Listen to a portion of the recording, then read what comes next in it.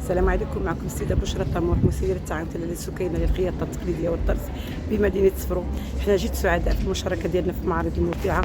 هذا المعرض اللي كيبين الاصاله والتراث المغربي والصانع التقليدي المغربي في جميع اقاليم وجهات المملكه. حنا المشاركه ديالنا كانت باكبر قفطان. هذا اكبر قفطان اللي تم الانتاج ديالو في مده تقريبا تفوق 4 اشهر باش تخدموا معنا مجموعه ديال الصناع والصانعات. كما شفتوا هو معلمه تاريخيه مغربيه على حسب كما حاولنا نبدعوا فيها، لان القفطان المغربي بالطرز الفاسي، الطرز الرباطي اللي كيعبر على الزليج المغربي الاصيل ديالنا. وسمينا حنا قفطان 1000 عقده وعقده، لان تقريبا كتفوق 1600 عقده اللي داخله في الانتاج ديالو.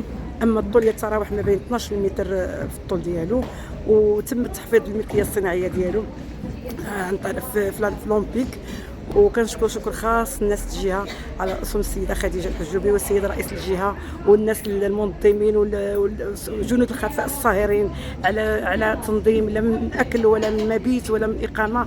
ما حقق الله حنا جد سعداء، لان حنا كنتمنوا ان ديما الجهه المعرض ديالها كتكون كدوز بواحد السلاسه، كتحس براسك راك في دارك، ماشي راك جايه دوزي معرض. وشكرا جزيلا للجميع.